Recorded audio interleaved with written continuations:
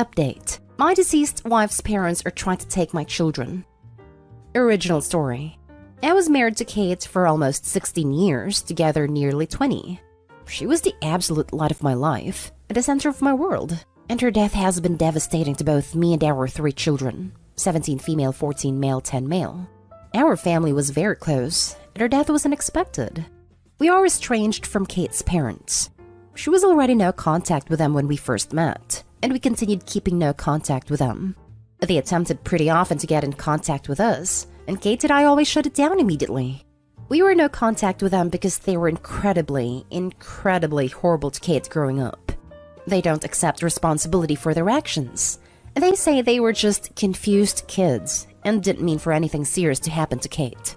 But something serious did happen to Kate.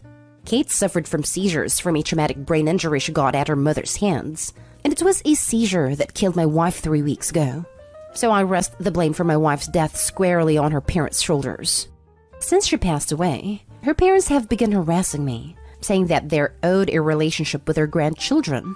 I say I don't owe them crap, and continue to deny them requests, throw away the letters, donate the gifts, just like Kate had always done. Now, I've been sent a letter that they're suing for grandparents' rights. I am terrified. I'm terrified that my in-laws are going to get their hands on my children and take them away from me in the wake of the traumatic death of their mother. Am I doing the right thing by keeping distance from her parents? I've turned everything over to the lawyer, but I'm wondering if this is the right thing to do. All 3 kids are in therapy even before their mother's death. The older 2 kids know some details of the relationship between Kate and her parents, but not the entire story. Now for the top advice before reading the update. Yes, you are doing the right thing. Also, get a lawyer. They shouldn't be able to take them actually. They may have a Hail Mary chance though. Some states have a grandparents' rights laws for visitation, sadly for situations similar to this. The laws are for, in the event of a parent's death, the surviving parent going AWOL and depriving the deceased parent's family/grandparents with access to the children. In theory, the situation is similar to Opie's case, except the deceased parent was no contact before their death, and clearly didn't want the grandparents near their family. Couldn't imagine a court granting them, but crap, if they get the right judge on the right day? I think they need to have an established relationship with the kids to qualify though. I'd only listen to what your lawyer says because you owe them nothing and their feelings aren't a concern. I doubt they would advise you to start contact. Also r/legal advice. Lawyer here. They won't be able to take rights away from him. Unless OP is lying, most, if not all states, prioritize bio-parents' rights over grandparents, even when bio-parent is in jail or substance dependent. The worst that can happen is visitation, but they have not had continuous contact with these children prior to his wife's untimely and devastating death. So, I don't know how they'll even get visitation. OP, it's clear you're in a lot of pain and stressed out, but they really don't have a leg to stand on. Stand your ground. They have no claim to these children. In most states, grandparents' rights are set up for if there is a messy relationship and one parent dies, the other parent cannot keep the children away from that side of the family, which is not what's happened from your description.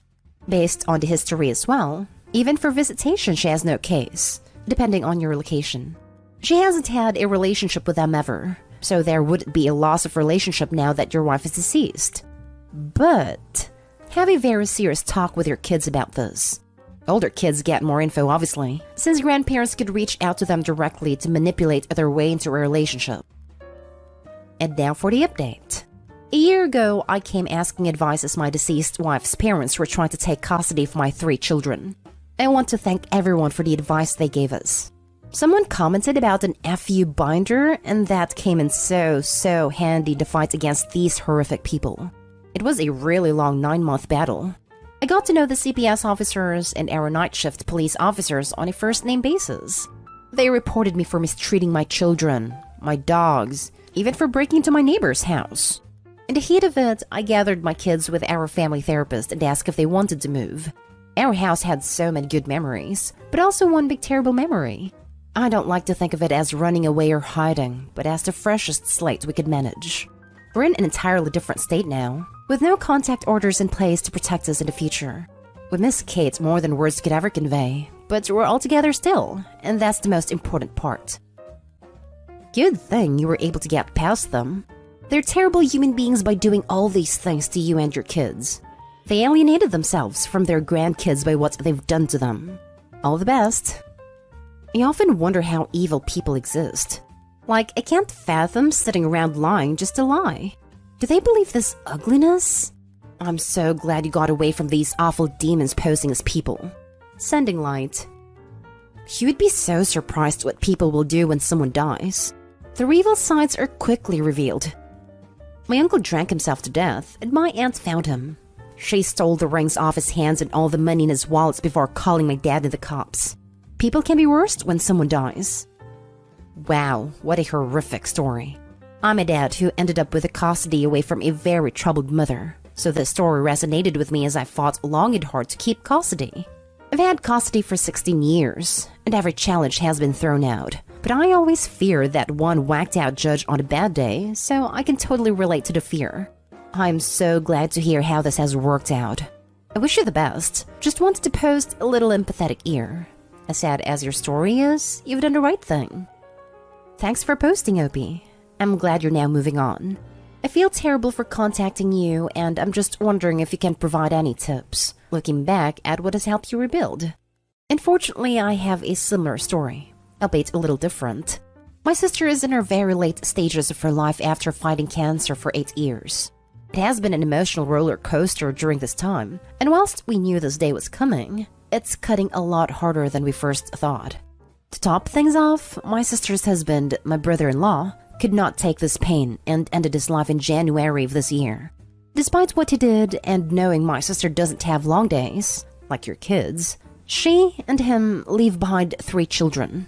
So literally as I type, I write to you grieving for my sister. But I have to now prepare to take on guardianship of her 3 children too. They are twins 16 years old and a 10 years old. And by the month's end, they'll have lost both parents. My immediate family is very close. Financially, we are okay too. But I have 3 kids falling into my guardianship having going through grief that no one deserves. I'm not really sure what to do. Everything is falling into place, and I'm terribly sorry for making this about me, especially when you've already gone through hell and back. Next story. How do I start a relationship with my nieces and nephew when their father was responsible for my brother's passing? One of my employees mentioned that this may be a good place to get some advice for my current dilemma. I'm 46 male and 4 kids. My older brother Pete, 48 male I think, who I no longer have any contact with, my younger brother Jake, who is no longer with us, and my youngest sister Kathy, 44 female. Recently, Pete's children, 2 girls and 1 boy, all in their late teens and early 20s, reached out to me and expressed a desire to have a relationship. I have 0 contact with their father, and swore that I would beat him black and blue if I ever saw him again. A little background. My oldest brother Pete was always the golden child. No matter what he did, my parents always had an excuse for why it was not his fault. Bad grade? Teacher had it out for him. Cheating in every single one of his relationships. Good thing you did it to her before she did it to you. That one was my personal favorite. He also used to torment Jake and I constantly when we were smaller than him. Until in high school, when I hit a growth spurt and sprung up to about 6'4" and 230 pounds worth of muscle. After that, I became the typical jock type. Played football, partied, bunch of friends, etc. Well, my younger brother Jake didn't get as lucky, and stayed pretty small and scrawny throughout high school and college, only getting up to about 5'8", and didn't have a super active social life. Despite the difference in our schooling experience, I was always very protective of Jake, especially since we were always having to put up with Pete's crap, which stopped once he realized I could pound him into the ground and not break a sweat, as he was also a lot smaller than me at only 5'10". Not much to say about Kathy. She was a great younger sister, and Pete didn't dare mess with her or he would incur the wrath of our mother. So in the late 90s, Jake met his first real girlfriend, Amy, and was over the moon about her. He spent every spare moment with her, and when he wasn't with her, he would do nothing but gush about her. I had never seen him so happy. Well, one day he comes to us, all smiles, and announces that Amy is pregnant and they are expecting. The mood quickly turned, however, when a week later it came out that Amy had been cheating on Jake for the duration of their relationship with our older brother Pete. This broke my brother. And of course, Pete, being the golden turd that he is, didn't even get a disappointed glance from our parents.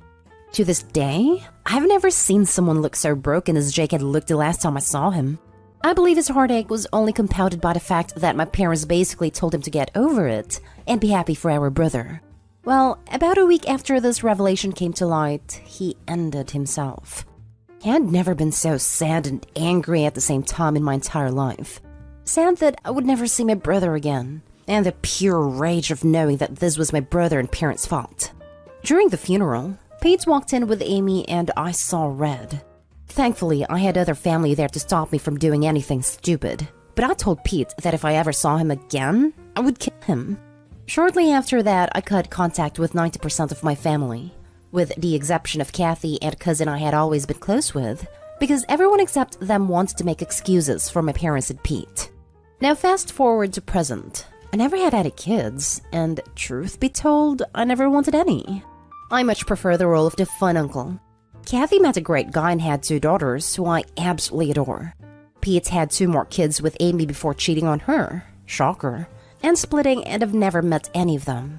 My parents have tried to make contact a handful of times, but I always told them to kick rocks. So last week, I'm chatting with Kathy's daughters, 19 and 17, and they mentioned that their cousins have wanted to meet me for a long time, and were hoping I would be willing to meet them as well. I don't believe they know everything that transpired between their dad and I, but I would be lying if I said I never had any desire to meet them.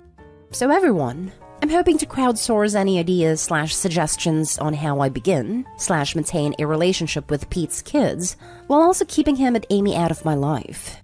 Any suggestions are welcome. Edit. One commenter just brought up a good point that kind of changes my question. The reason I wanted to meet with them soon is because they are all back in town at once from college due to COVID. But someone gave me the idea that maybe meeting them one at a time once they return to their college campuses/old living arrangements is the better option. Thoughts? I've had multiple people ask me why Kathy still talks with the people I cut contact with, so I'll just copy-paste one of my replies here. Even though my sister was just as crushed about Jake's death as I was and was angry for a long time, she and her then boyfriend, future husband, hit a financial rough patch after graduating college, and were forced to move in with our parents. Due to unrelated drama at the time, they couldn't stay with me. So my sister stayed with them for several years, and over that time their relationship improved. And even though I wasn't thrilled at the time, I understood. She still doesn't really have a relationship with Pete, but is cordial if they meet. I don't blame her, because our parents did a lot for her, and daughters love their cousins, so I didn't want to put her in that kind of position of choosing. Now for the advice. Did you already ask Kathy's daughters if their cousins know the truth? Since it is very important for you, then maybe Kathy's daughters could help you figure it out, as they seem to be in a good relationship with them. They've told me that they haven't mentioned anything to them, but said it was clear that they were at least vaguely aware. Like they know we are estranged regarding our brother's death, but not sure if they have the details. Make it a prerequisite that they be told the truth about their parents for you to have any relationship with them. I think the situation needs to be handled with care. I don't think there's any harm in meeting them, but you do need to be clear with them that you have no intention of seeing or interacting with their father. From your earlier comment, it sounds like the kids are all adults. But since they're still living with their father, it might be best to hold off on the specifics of why you won't talk to their dad until they're a bit more independent. Your brother definitely sounds like the type that would blame you for turning his kids against him, and knowing the truth could make their lives more difficult while they're still under his roof. Those were my thoughts as well. I'm sure one of their first questions for me is going to be why their father and I don't speak, and given their living situation, I'm not sure if it would be good for them to know that information while still under his roof. If they ask, just tell them that you're not comfortable discussing it with them yet, and that when you are, you'll let them know. Don't have a relationship with those kids unless it's going to be based on honesty. Your older brother is, indeed, largely responsible for the needless death of your younger brother. I have no words for your parents. Your estranged brother's children played no role in your brother's death, so relationship with them to a point becomes possible. However, I don't know how you can have a relationship with them unless they know the truth. It's time for your older brother and your parents to own their dishonesty and dysfunction. I'm so sorry for your heartache, Hiropi. Last story is titled, My 19 male, half-sister 17 female, isn't happy my father won't sponsor her college. My half-sister is 2 years younger than me. She is a rising senior and will be entering college in fall 2022. My half-sister's parents are essentially broke. This is because my mother is very ill, and a lot of their expenses go towards her treatment. My half-sister's dad pays for all her medical bills, and mine does not. My mom left my dad while she was pregnant with me, and soon fell in love with half-sister's dad. While the timing is close, there was no cheating. My dad didn't pay for my mom because he didn't care about her anymore. I don't think it was wrong for that, and he got majority custody when she fell ill. My dad is rich, and he is paying for my education. My sister and dad are pretty close because he babysat her a lot. She asked him if he'd pay for her college, and he said no. She got really upset because she got into a decent school but cost a fair amount of money. The money wouldn't even dent my dad's bank, but he refused because he never saw her as his responsibility. Now my half-sister wants me to convince my dad to help her pay for college. What the hell is this post? If your ex who left you 20 years ago has another kid with someone else, you're not responsible for paying for them to go to college. At all. People are weird AF. More like some Americans are entitled AF. What did I just read? His responsibilities to his child, you, just like all parents. Your sister's parents are responsible for her. Sorry, someone had to say that. It's crazy how some of the comments think the dad should help. He's not an ATM. Exactly. He's nice to her, which is good enough considering what her mom did. It sucks, she'll have to work through to get uni, but if she chooses an in-state school, it won't be that bad, honestly. It's one thing to help out your ex and make sure your child has a good relationship with her half-siblings. It's quite another to pay for a child's college education that isn't yours. Your half-sister is not being realistic. Even though it would not make a dent in your dad's financial situation, he's not her dad. If her parents can't afford to send her to college, there are grants, scholarships, and loans. She needs to talk to her school counselor and see what kind of help she can get.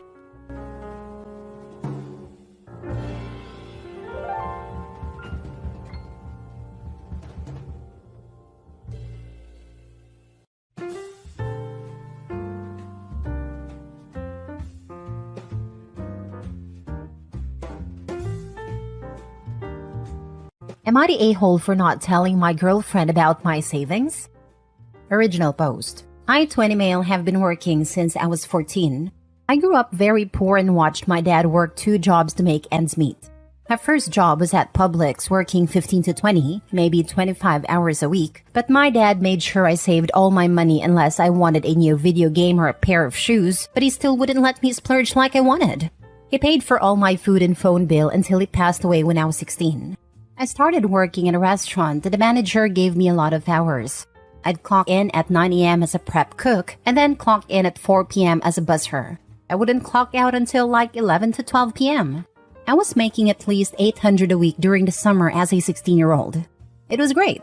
I saved up about $3,000 that whole summer. Then when I'd leave school, I'd clock in from 4 p.m. to 10 p.m. and work the rest of my shift under the table. I saved up at least $5,000 through the whole school year. I was always very frugal with money and never cared for the nicer clothes. I still dressed nice, but no desire to wear designer clothes. Well, now that I work full-time for the past 2 to 3 years, I have roughly $30,000, more or less. I started dating my girlfriend 2 years ago, and I always say I'm broke when I have less than $500 in my checking account. I'm not necessarily saving up for anything because I live with my sister and she doesn't make me pay any bills, except for the light bills / my phone plan and the stuff that I want. My girlfriend doesn't have as good as money management as I do. Whenever she gets sad, she likes to retail therapy. I've never understood why, but her parents spoiled her growing up, so I figured that plays a part. But oh well, everyone has their own ways of dealing with the sadness, and that's hers. Well, she was asking if I could send her like $200 to $300 for something, won't disclose what, and I told her to send it to herself through my bank. I didn't think she'd go through my whole bank app and click on my savings, but she saw I had $2,500 in my checking and went to my savings. She came to me and showed me my phone and was like, "We're rich. You must have been selling drugs or something, haha." I did find it funny, but I tried to tell her easy that we're not spending that. And she then thought about it and looked the transactions over the years and added it all up and was like, "You never mentioned anything about this account." I said, "Because that money isn't wealth. It's a savings in case anything bad happens." Now, I will say I'm not stingy with money. I just don't spend money on things I don't need. I still take my girlfriend out to eat every week and buy her flowers. I make sure she feels her worth, which is more than that money I have saved. We just look at money differently. If anything were to ever happen to her, I'd obviously care for her and take money out of that account for her.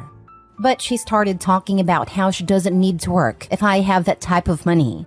I explained that money isn't wealth once again, and $30,000 can be gone in the blink of an eye. She wasn't having it. I told her we can start a savings account together that will strictly be for trips, activities, etc. She said I already have the money for that. I responded, "This is why I didn't mention the money to you, because you'd want to spend it all in a matter of a month." She broke down crying, saying I didn't trust her and I don't love her. I plan on marrying this woman and love her to death, but I don't want to jeopardize something I worked years on to save and be comfortable financially. I don't use credit cards or anything yet, and I am in no debt. I do see where she's coming from, and I could see where I'm in the wrong by not disclosing this with her, but I knew I'd have to start from ground zero again. Now for the top comments before reading the update. I'll be honest, OP. She's still pretty immature and clearly has no concept of the value of money. I know you say you want to marry this girl, but bro, you are 20 years old. There's a freaking big world out there to explore. If this is her stance on money and she refuses to educate herself on the value of money, I wouldn't be sticking around and letting her leech her hard work away. 30,000 is not a lot of money, and you are certainly not rich. Don't know where you live, but in my city, that would only be an 8-month cushion if tragedy strikes. If you are both still living at home, try sitting down with her and draw up a budget for what it would cost to live in your own place together. Get some help, as there are expenses you don't even know about at this point. Just see how far your savings would really go. Good on you for being so great with your money so far. Keep it up. I was OP. At 20 years old, tragedy did strike. I became permanently disabled. The savings I had worked so hard for went to pay off my car and some of the medical bills that never stopped accumulating. I'm now 37 and I'll never have significant savings again because I'll never go more than a couple of months without having major surgery. OP, you never know what might happen. Hopefully nothing like what happened to me. Very few people get sick like this. But a major accident, a house fire, you just never know. Even my dog's surgery cost thousands of dollars, but it saved his life. That money is a safety net that gives you the ability to choose what to do in a horrible situation. Will you save your dog or put him down? Without the money, you have to put him down. When you're in an accident, will you buy a new car or will you struggle with public transportation for a while? If you get laid off, will you take the first job you're offered or wait for something that actually seems like a good fit? That money is the cushion that allows you to choose your next move carefully, instead of being forced into whatever decision is cheapest. Make no mistake, eventually something bad happens to everyone. Obviously, everyone hopes it will be a minor bad thing. But the more prepared you can be, the easier it is to bounce back. Not the a-hole. Never had a more red flag than "we are rich." No, honey, that's nowhere near rich, and not your money whatsoever. From her immaturity, she's legal, right? Oh yes, she's 20 and I'm 20. She just gets everything she wants from her parents and never really worked for anything really. While me, on the other hand, has had to work for everything I want/need. If she thinks $30,000 is rich, she doesn't understand money, and clearly still a child, not an adult. $30K is a down payment for a $150,000 house, which in most markets is literally a hole in the ground. That won't even buy you a new car in cash. It's awesome you have it saved, and it's stupendous for someone your age, but you ain't rich. I would put a good chunk into some investments, maybe even get a financial advisor that could get your money working for you. The lack of money experience isn't surprising, almost to be expected. He is way more financially mature than 99% of 20 years old in the US. The red flag is a girlfriend immediately laying claim to half a dude's money, when not a dime of it is hers. But she isn't laying claim to half of it. She suggested that she no longer needs to work. Not that she and OP can now retire together. In her mind, that money's all hers. Edit/mini update. People commenting saying I should offer rent to my sister because of the money I have saved up. I agree, but she won't let me pay rent. Her and husband are well off due to him being a VP at a wedding company with government contracts, and my sister is retired military working as a chairwoman of her charity. They don't want me to pay rent and focus on my future. Also, to the comments questioning why I've only 30K saved up, I pay for most of my big purchases outright, as I don't like acquiring debt. On a different note, I will be taking my girlfriend out to eat on Saturday per her request, as she wants to talk about everything that transpired, so we'll update most likely on Sunday or Monday. Thank you everyone for your advice. It's greatly appreciated, and I will be taking it all into consideration. Now for the full update. Good morning to all you lovely gents and ladies. I'm up early this morning because it is a stressful night and I couldn't get comfortable to save my life. My girlfriend and I decided that we're going to take a break. I was trying to not let the outside influences influence me, but I noticed she ordered a lot more food than she usually does, and didn't even take a bite of some of it. Her excuse was, "You're fine. It was only $150 for both of us." That was my eye-opener. So I paid, with a generous tip, but I saw a lot of comments saying she already spent that money in her head, or she will drain it slowly but surely until it's all gone.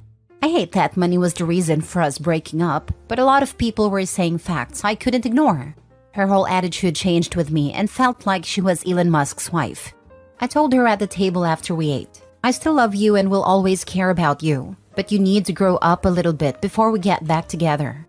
She started crying and left, and then received messages from her mother asking if I'm seeing somebody else, because this is out of the blue for someone like me. I don't know if she's saying I shouldn't be able to leave her daughter rather than her daughter is supposed to leave me, but I didn't even respond back. I don't care for the drama, nor for the arguing which is happening with my girlfriend. Sorry, ex-girlfriend. I was told I'm just like my dad, a bum, a sorry loser, etc. I could keep going, lol. I'm none of those things. I might be a little bit untrusting, but I haven't even really responded to my ex with anything but "yes ma'am" or "you're right." I don't feel like I'm the bad guy because I'm not fighting for a relationship that is now seen as dollar signs. But to everyone who said I was the a-hole, I see where you're coming from, and I learned to be more transparent about not being broke rather than not spending that money. I just think it's rude to say, "I have the money, I just don't want to spend it." I'll think of ways to say that without saying that. Now, to everyone who said I should give my sister rent money, I swear I'm not selfish and just being greedy with my money. Whenever her kids and I go to Walmart, I tend to always get them a toy. Last week I bought them a Lego set. Probably not a good idea because they're 1 and 3 years old, but hey, as long as they're having fun and don't swallow them, we're good. But I buy everyone things. Even if they're not the most expensive, they're all sentimental. I just bought my brother-in-law and I matching Team USA basketball jerseys because we're both hyped for the Olympics. They just don't want me to pay rent, and I'm not going to argue with them about that, but I still buy them stuff as well to make up for that. To everyone who said leave her, y'all were right. I hate to say it, but money is all some can see when they have seen it. She was blinded by a make-believe life of luxury I don't have to offer. I'm not saying she's a gold digger or a bad person, just immature and young. I'm also going to take the advice of putting it in a different account I can earn interest on to keep up with inflation. I thank everyone for their advice and prayers. It was much needed, and I hope to everyone who has a nice penny saved up to keep grinding and scratching your way to the top. I hope to see y'all there one day. Last story. Am I the a-hole for not trusting my husband after he depleted our savings to pay for his dog's surgery? My mother-in-law asked my husband a year and a half ago to watch over her dog for her when she went to surgery and rehab following surgery. She's a healer. I apparently didn't have any say in it because I didn't even know until the dog was at my house. I had a problem with this from the beginning. The dog was completely untrained. There were multiple times that the dog would jump up on our table and steal food out of the kids' plates and growl at you when you corrected her. She went after my cats multiple times. She poops in the house constantly, no matter how often she was outside. She would do zoomies around the yard for easily 40 minutes, come inside and immediately squat to poop. And she nipped me and my husband's faces. Not the kids, oddly enough. Hard enough to draw blood to. If he pulled away before she got you, you could hear her teeth smashing against each other. I didn't want the dog and expressed it hundreds of times. But he refused to get rid of her because of his mother, despite his mother having been out of rehab for over a month at that point. Well, his mom told us 3 months ago that she would be taking this dog back in April. But 2 weeks ago, she comes to our house and, surprise, surprise, she has a new dog. She told us, well, you've had her for so long that I figured you could just keep her. I just found out I was pregnant a month prior to this. I told my husband there was no way we were keeping this dog. I never even wanted a dog here. He eventually said okay, and he found a nice couple who owned a giant farm to take her for an overnight to see if it was a good fit 3 days ago. We got a call the very next morning saying that the dog was hit by a car. He rushed us to go get her and bring her to the emergency vet. She needed amputation, surgery on her front paw, surgery on her pelvis, metal plates put in, etc., etc. The total for the surgeries was almost $13,000. They told us prior to doing any of the work that they had a healer rescue who was willing to take her if we couldn't afford the surgeries. I go back out to the car at this point because I was feeling nauseous from not eating anything and being pregnant. He comes out like a half hour later and tells me that it paid $700 to $800 towards the cost, our savings, and open an animal care credit card to cover the rest, which has 26% interest if you don't pay the cost back in full in 6 months. Now he's saying he can't get rid of her because she has been through too much and she's my friend. I'm so wildly repulsed by this that I can't even look at him the same anymore. This is a divorce territory to me. All of our savings are now gone, and we are going to be looking at that because of this 26% interest credit card he opened. And now he expects me to deal with carrying the dog around and squatting around the yard for her to go to the bathroom when I already have hypertension from pregnancy and I have been deemed high risk. I told him I don't think I can stay with him after this. I do not trust him at all anymore. There were options. They had a healer rescue willing to take the dog and cover the cost. But he instead threw us into debt over a dog that he told me he was getting rid of and I'm all set. He said I'm an a-hole for not seeing his point on this. I do see his point. He loves the dog obviously.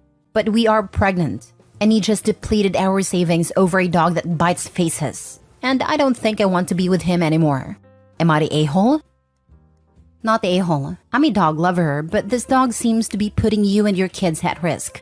I'm wondering if he didn't ask his mother for the dog and used the guise of, we're taking care of it while she's recovering. Not the a-hole. Also a dog lover, which is why when I moved in with my partner, we had an adult conversation about getting one, which breed fit our lifestyle and timing for us to be in the right place in life to properly care for one. I cannot imagine just coming home one day with an animal and telling my partner just deal with it, especially when you have young children in the home. That would have been divorce territory. Using the savings and opening the credit card without even discussing it is beyond. I'm a dog and cat lover too, but if a grown animal is a biter and food aggressive and is impossible to house train, out he goes. I'd take him to a no-kill animal shelter and let them deal with him. But depleting the savings account and going into debt over a sick or injured dog where there are alternatives is insane. One has bills, a mortgage I assume, and growing kids. This man is a child when it comes to adult decisions. If they have college accounts for the kids, I see him depleting them on a whim. He is an a-hole. It would be kinder to euthanize an animal that is that badly hurt, and he certainly had no right to use your savings and take on debt without consulting you. Plenty of reasons to divorce him. And if it was fixable and that rescue wanted to take on the costs, then freaking let them deal with it. I love dogs. My girl is my baby. But barring some crazy exception like me trying to break up a dog fight with my hands or something where she's terrified / in pain and trying to protect herself, if she bit me, she'd be euthanized. I could not, in good faith, pass her along to another home knowing she's capable of that. If I rehomed her and even years later found out she did someone serious harm, I'd never be able to forgive myself. I really resent being lied to and find it unforgivable when someone who loves me does it.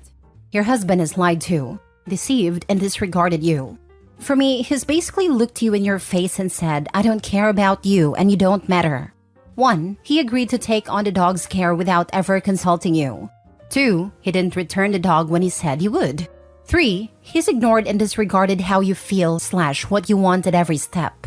4. He spent every dime of your joint savings without a word to you and took on an additional $5,000 to $6,000 debt at 26% without even a thought of you. How hard would it have been to say 1 sec and walk out to the car to discuss? In your shoes, he'd have told me everything I need to know.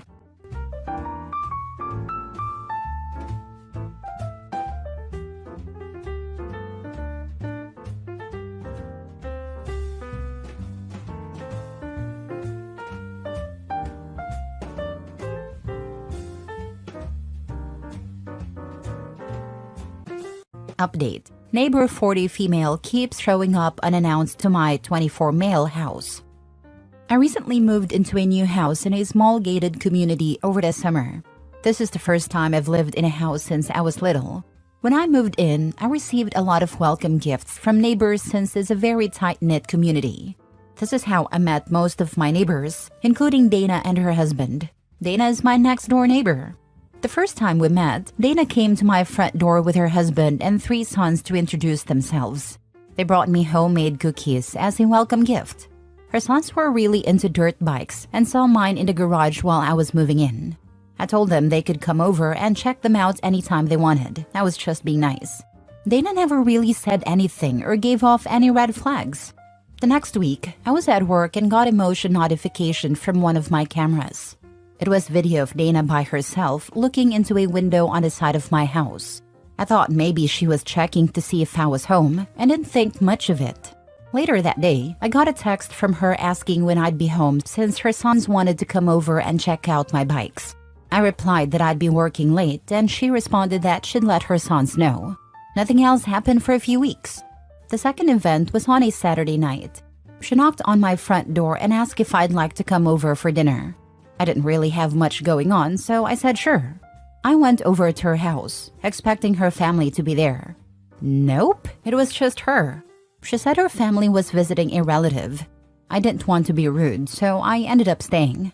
Dana is a big talker, so I barely got a word in that night. It felt strange, but it was just a conversation. A few days later, I saw her husband, Chris, while checking the mail. He asked me if I enjoyed Dana's cooking. I responded that it was great and that I wished he could have been there.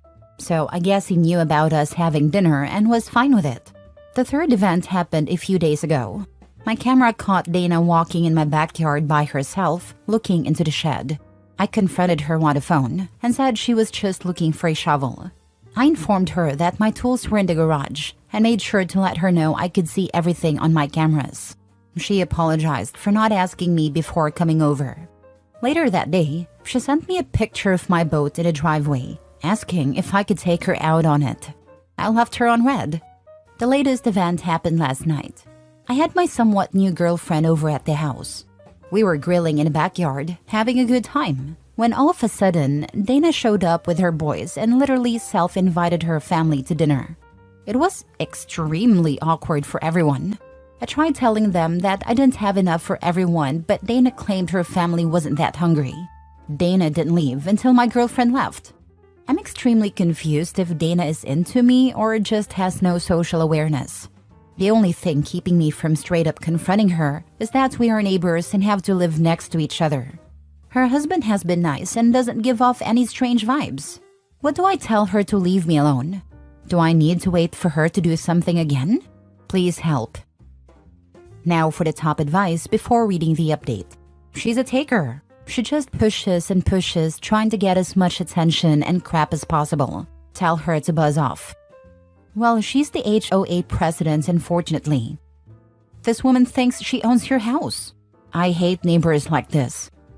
Opie said she's the HOA president. He's so screwed. Oh no. I was leaning heavy for her being into him, and that may still be the case. But there is undoubtedly some power tripping at play knowing she's the HOA president.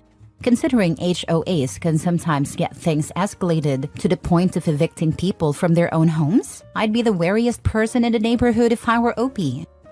Get blinds for your windows and keep them shut. Motion sensor lights. No trespassing signs. Get a security system. Just call the cops. Going into your property looking for a shovel is just testing the waters. Give her an inch and she'll take a mile and your life will be misery. Better she hates you than steals from you.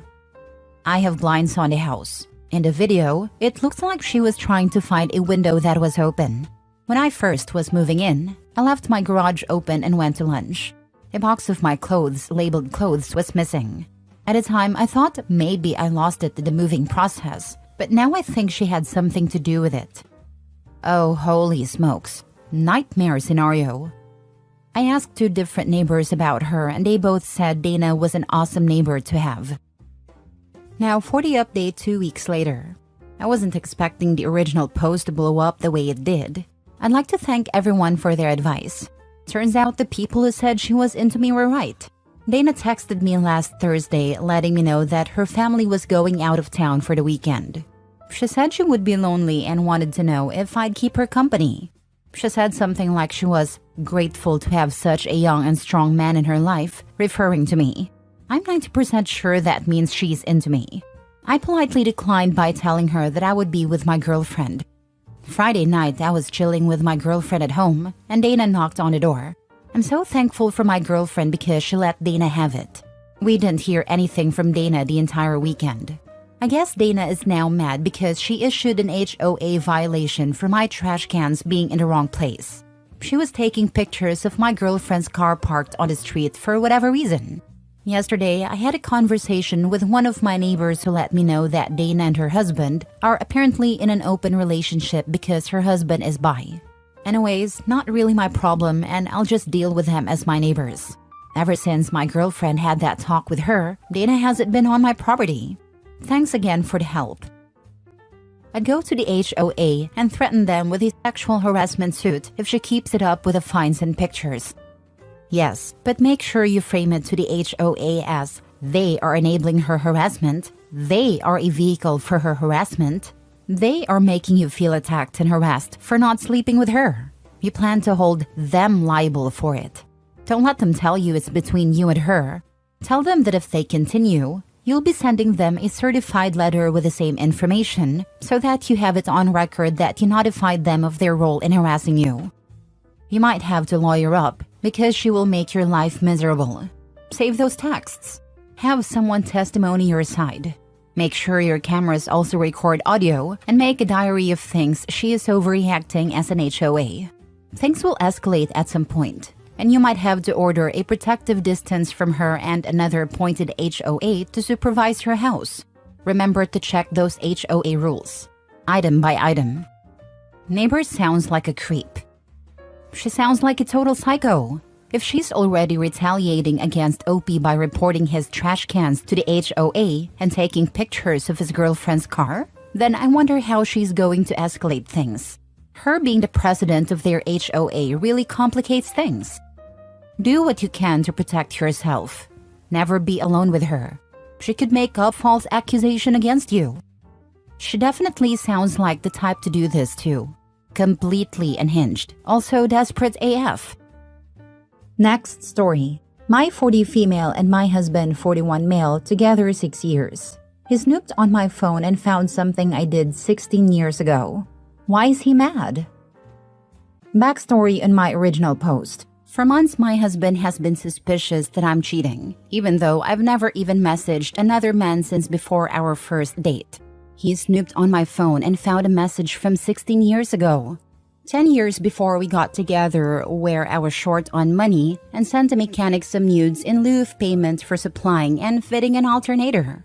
He called me all sorts of names, and I got mad and told him I'd never trust him again and that I thought he was projecting. On to the update. Like many of you suggested, he was projecting. He's the one who's cheating.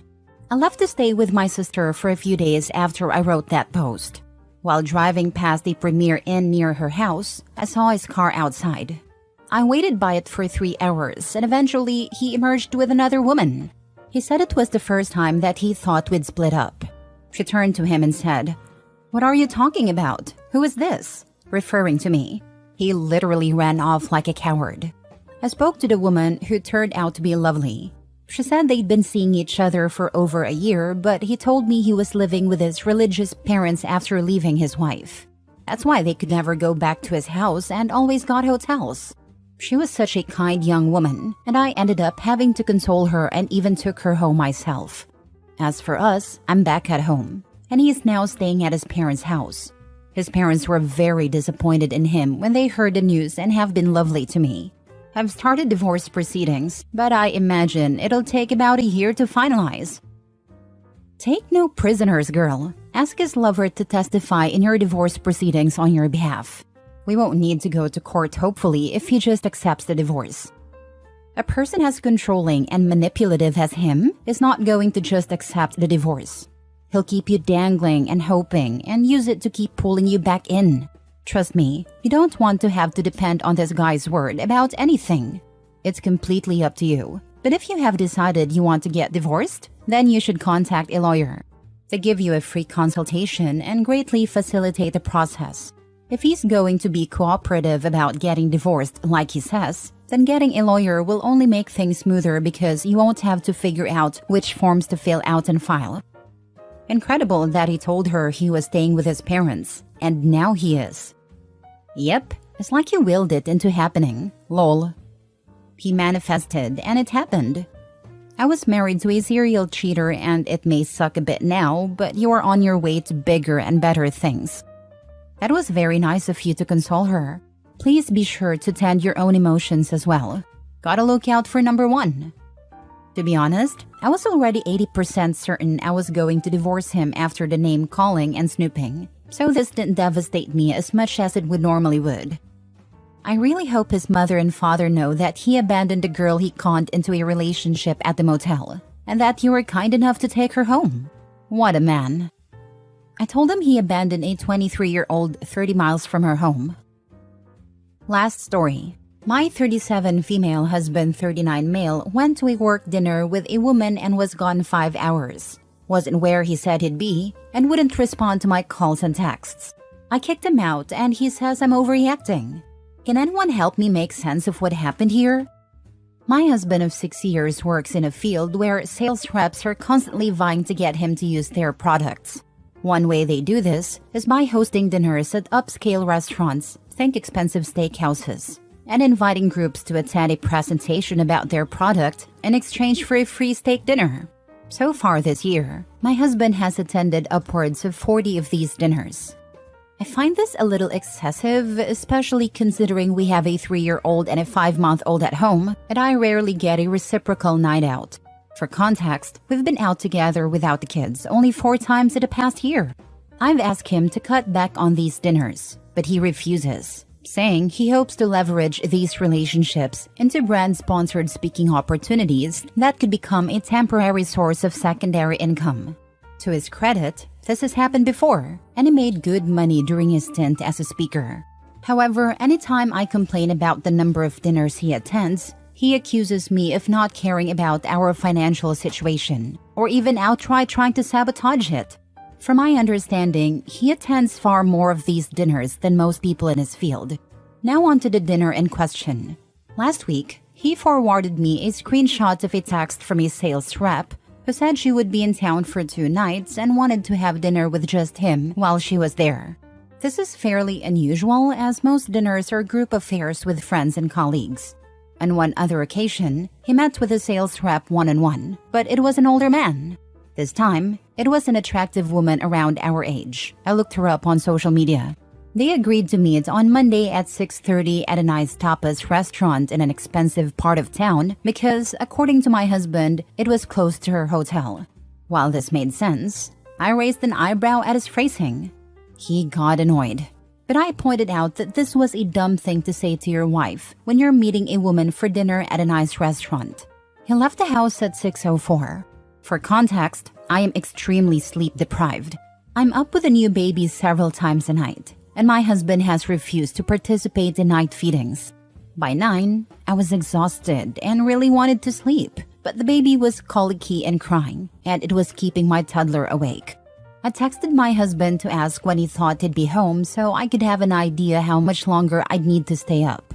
I said it was no big deal, just give me a ballpark estimate. He didn't respond. He wears an Apple Watch and is constantly responding to texts. So it was annoying that he couldn't give me an ETA after 3 hours at dinner. I called him at 9:15 and he sent me straight to voicemail. I called again at 9:30 with the same results. At this point, I texted him and said I was calling the restaurant. When I did, the host told me the restaurant was empty and confidently stated that no one matching my husband's description had been there that night. I texted him that I was calling his parents to see if they had heard from him. They hadn't. Finally, at almost 10, I texted him and told him not to come home. 15 minutes after my last text, he sent me an automated text from his GPS app saying he'd be home by 10:20. I texted him again and told him to go to his parents' house. He showed up anyway and I wouldn't let him in. He didn't have keys. He said I was acting crazy.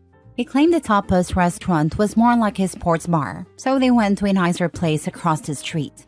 He said his phone was in his pocket on silent, though he had to have declined calls to send me straight to voicemail. He said he was trying to generate revenue for our family. He told me my self-esteem wasn't his problem. He said my behavior had better be a symptom of PMDD. He accused me of creating events in my mind. Long story short, I didn't let him in. He slept at his parents' house and came by the next morning to get his stuff. He's staying with them again tonight, after attending yet another dinner, and likely will be for the foreseeable future. I think his behavior was shady and disrespectful to me, but he thinks I've blown the whole thing out of proportion. I'm so tired that I can't make sense of it. I need to ask, am I justified in my anger, or is he right that I'm blowing this out of proportion? Thanks in advance. Now for the top comments. He said a lot of things, but he didn't seem to say, I'm sorry. That's because he's not sorry. Yep, my ex was hunting women on TikTok and LinkedIn. I got justification about his needs, then was mocked about being upset about it, instead of an apology. When they aren't sorry, they don't apologize. It's that simple. He's showing you who he is. We just have to come to terms with that reality versus the one we want. The best case scenario here is your husband just doesn't give a damn about you or your family. That's best case scenario. Worst is what's more likely, that he's cheating. I'm a doctor and have been to these dinners. Your husband is the big fish here, not the rep. They're trying to impress him, not the other way around. There's absolutely no reason he can't step away and take your calls or end it early. And most importantly, no reason he can't say no to dinners in favor of being a father and husband. Also, on what planet does this 35-year-old rep hold the keys to him becoming a lucrative speaker? All of it is BS. Tell him if he's so concerned about financials, he should consider the cost of a divorce, alimony, and child support.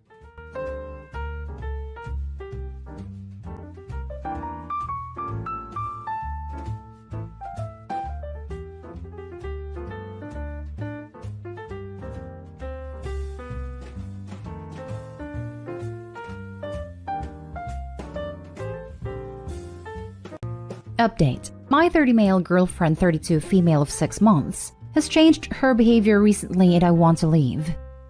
Original post. So I met her earlier this year. We were fast friends within a month of meeting and dating after a month.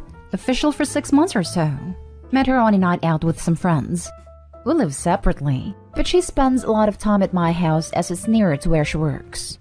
Our relationship started really nicely. I felt like we just got on really well, and she was very supportive of me as well. But recently, she's been quite pushy about me making changes to my lifestyle, and seems angry and disappointed with the results. The two big ones are my work and what I wear. As for my work, I work at the same store I've worked at since I was 16. It's just an easy job. Pays my bills and I know how to do everything there. I'm basically a manager without the responsibility of actually being a manager, as I don't want that level of responsibility for no extra pay. I also make money via stocks and cryptocurrencies, so I don't struggle for money. As for what I like to wear, I have many jumpers and t-shirts of an emo band my friends that I loved when we were young. I genuinely have like 50 or so that I wear a lot because it makes me happy and doesn't hurt anyone either.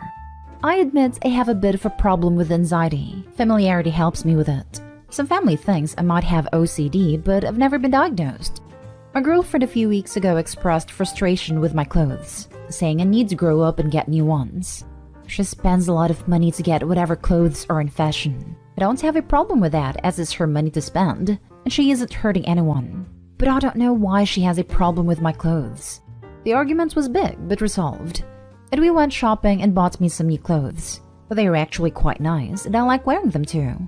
A few days later, I was wearing a band t-shirt again because the new clothes were in the wash and she was really angry about it. I explained the new clothes were in the wash and it wasn't decided that I'd completely stop wearing the band stuff. She wouldn't talk to me for the rest of the day. The next day, she had cooled off and explained that she thinks new clothes will help me grow as a person. We talked a long time, and I eventually agreed to get rid of the band clothes. While I was packing them up, I started crying and she called me stupid, and I asked her to leave.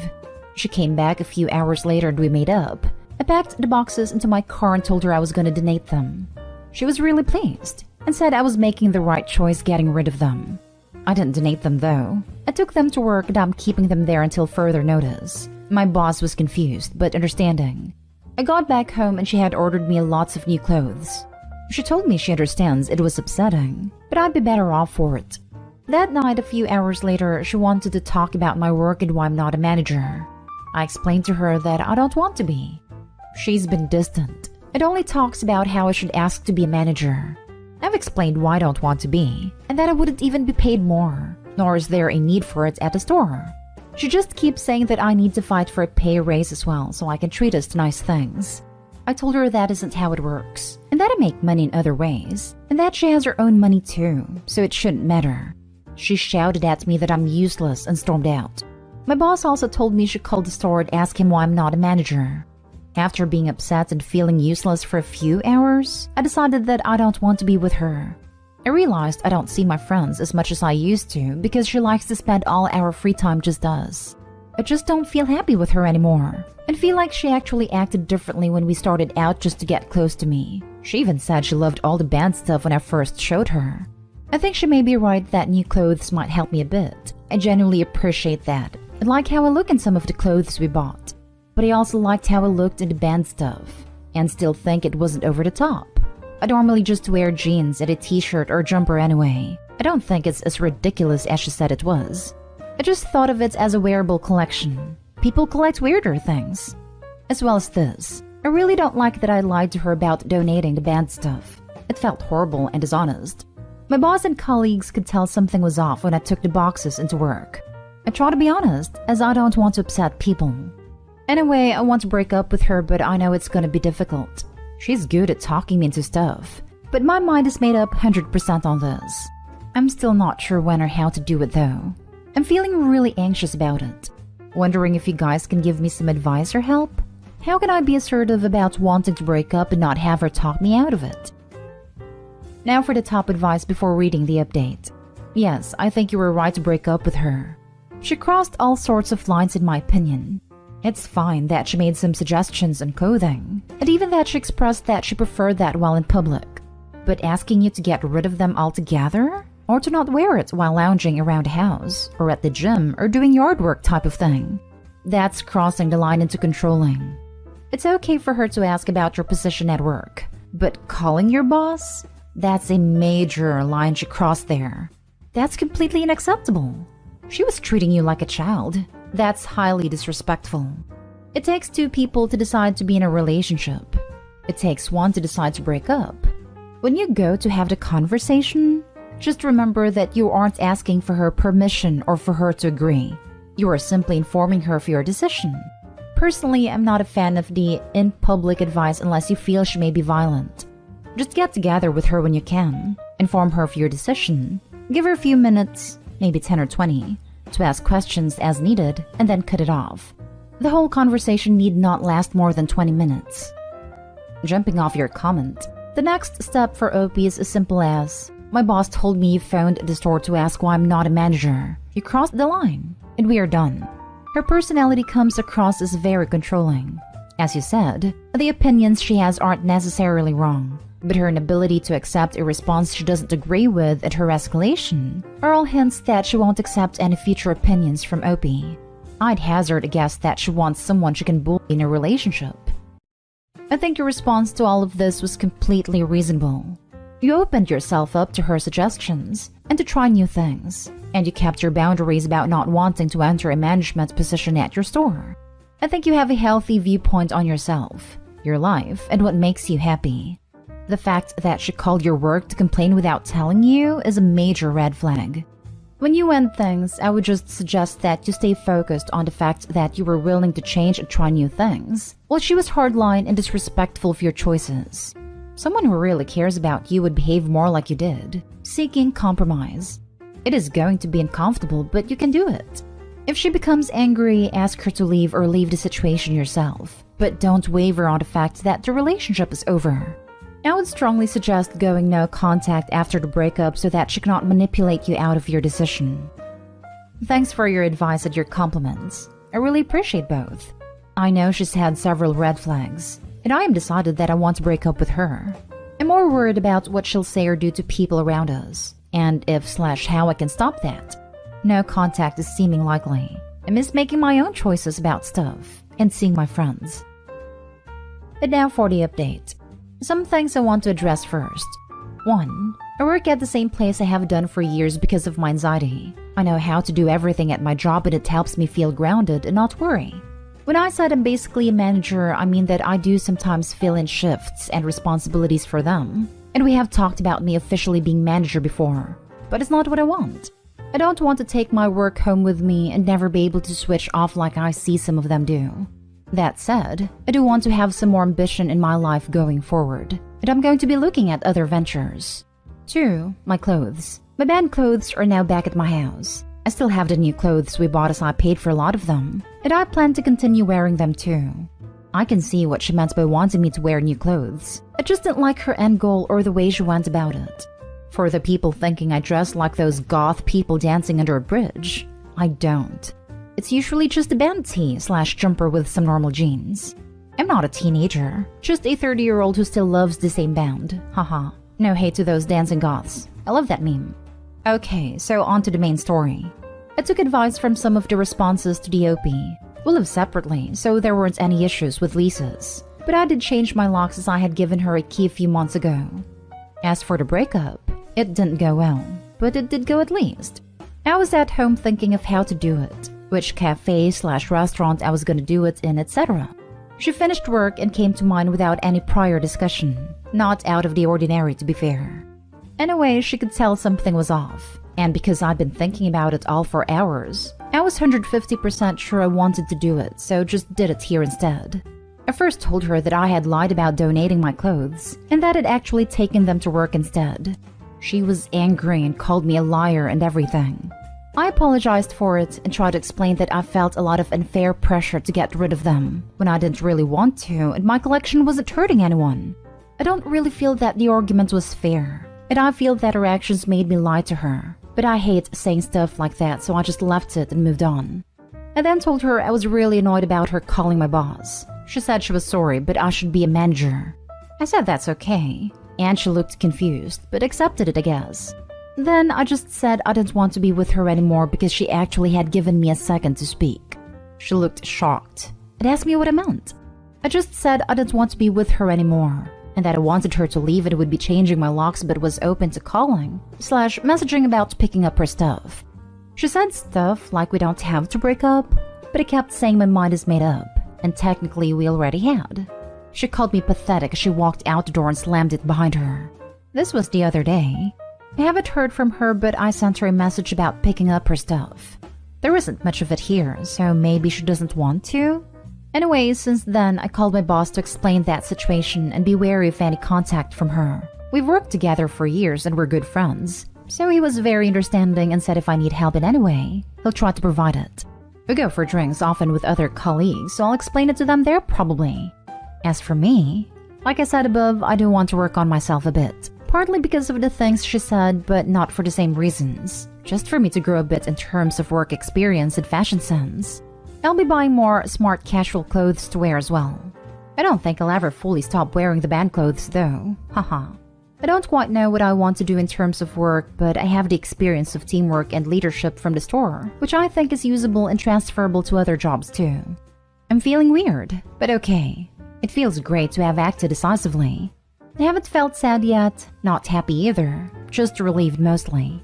Some of her stuff is still here and it feels weird to see it knowing it'll never be that way again. I don't know how to describe that feeling. Anyway, I've spoken to friends about it and will be seeing them soon. I don't know what she's been up to or what she'll do. Not sure if I want to know. There's nothing left for me with her anyway. Just wanted to thank everyone for their kind words in the original post. It felt really good to know I wasn't being treated fairly. And I wasn't just being stupid like she said. Some even messaged me with similar stuff or how they much liked their partners with similar habits to my band clothes, which was really nice. One of the reasons I still wear the band tees is sometimes other fans spot them, and we'll have a nice conversation about it. I'd always end a conversation with smiling. It's just nice. Not everyone wants to move up in their career. That's okay. If you can make what you need, then that's fine. Not everyone is cut out to be a manager. Do what you want. I'm glad you're rid of your girlfriend.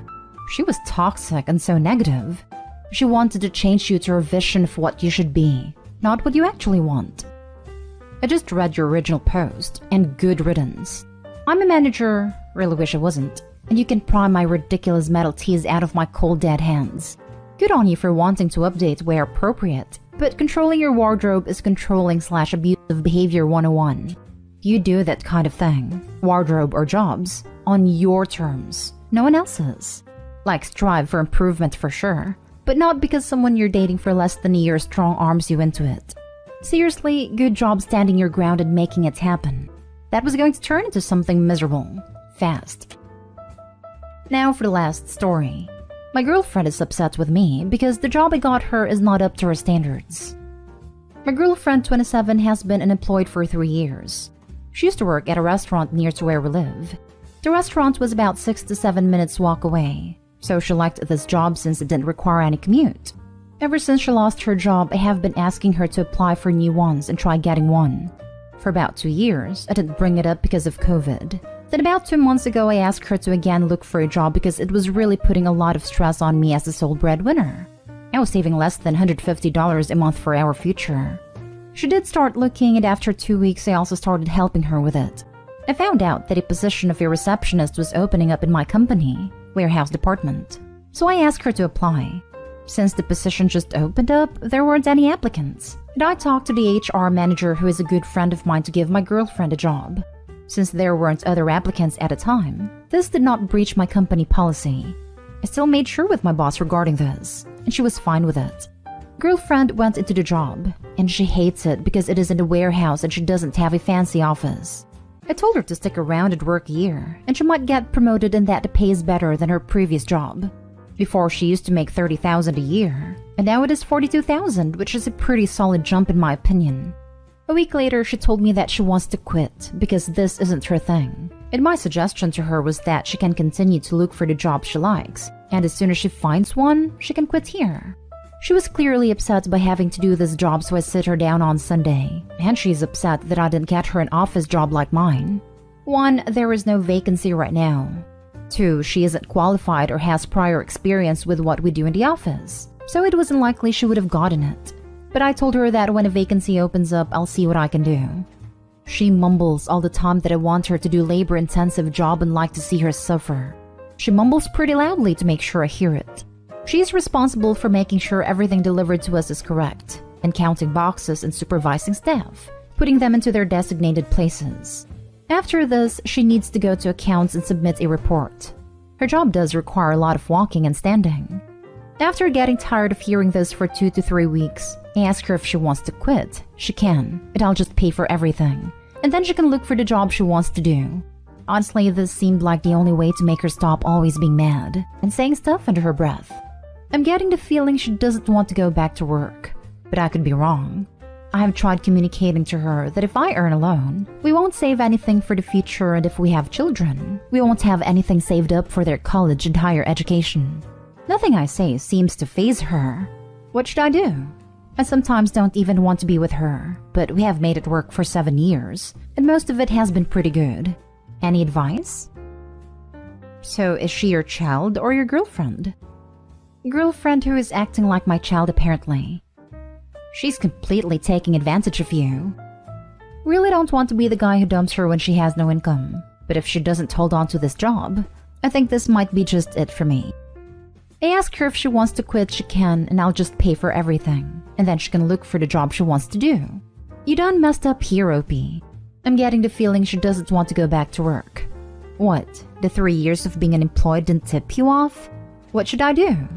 Except you have a permanent dependent. This was in a frustrated tone. I obviously don't want her to quit. Out of the 3, let's let 2 years slide because of COVID. Jobs were pretty hard to find, and people were losing jobs left and right. Trust me, I know. I had to break the news to half of my subordinates that they were being let go. If I had the means to support her while also saving for the future, I would, but I can't. I have more dependents on me and I don't think I can do this for much longer. If you were to quit your job and sit at home making her pay everything, she would leave you in a heartbeat.